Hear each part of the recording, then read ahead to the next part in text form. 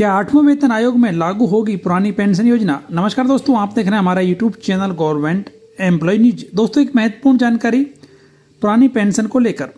केंद्रीय और राज्य सरकारों के कर्मचारी सशस्त्र बलों को छोड़कर लगातार यह मांग कर रहे हैं कि पुरानी पेंशन योजना को दोबारा लागू किया जाए।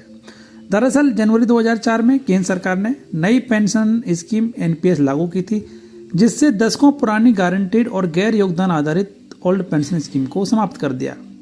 ओपीएस बहाली की मांगों के बीच केंद्र सरकार ने 1 अप्रैल 2025 को एक नई पेंशन योजना यूनिफाइड पेंशन योजना की शुरुआत की।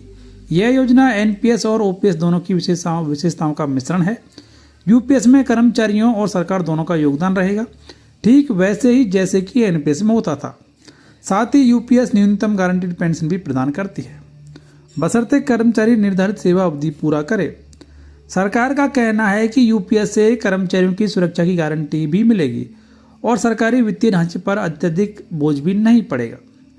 इसी बीच सरकार ने जनवरी 2025 में 8वें वेतन आयोग के गठन का ऐलान किया था और 3 नवंबर 2025 को उसका नोटिफिकेशन भी जारी कर दिया।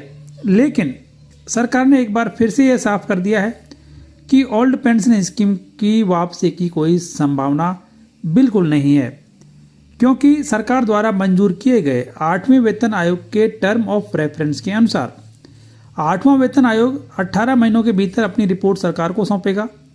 8वें वेतन आयोग के टर्म ऑफ रेफरेंस में नॉन कॉन्ट्रीब्यूटरी पेंशन का जिक्र सरकार की यही नीति को दर्शाता है कि पुरानी पेंशन योजना अब अतीत का हिस्सा बन चुकी है। आयोग को देश की आर्थिक स्थिति, राजकोषीय अनुशासन, विकास व्यय और कल्याण योजनाओं के लिए उपलब्ध संसाधन जैसे कारक को ध्यान में रखना होगा। इसका मतलब साफ है कि आयोग उन योजनाओं पर विचार नहीं करेगा जिनसे राजकोषीय संतुलन बिगड़ सकता है, और ओल्ड पेंशन स्कीम ठीक वैसी ही एक योजना है। तो केंद्र सरकार इससे पहले भी कई बार स्पष्ट कर चुकी है कि ओल्ड पेंशन स्कीम की वापसी नहीं होगी। हालांकि कुछ राज्य सरकारों जैसे कि राजस्थान, छत्तीसगढ़, पंजाब और झारखंड अपने स्तर पर ओपीएस बहाल कर चुके हैं, लेकिन केंद्र सरकार ने इसे राजकोषीय रूप से अनुचित बताया है। वित्त मंत्रालय और कार्मिक विभाग ने कई मौकों पर यह कहा है कि ओपीएस अब केंद्रीय कर्मचारियों के लिए लागू नहीं की जाएगी और एनपीएस तथा यूपीएस ही भविष्य की पेंशन प्रणाली रहेगी।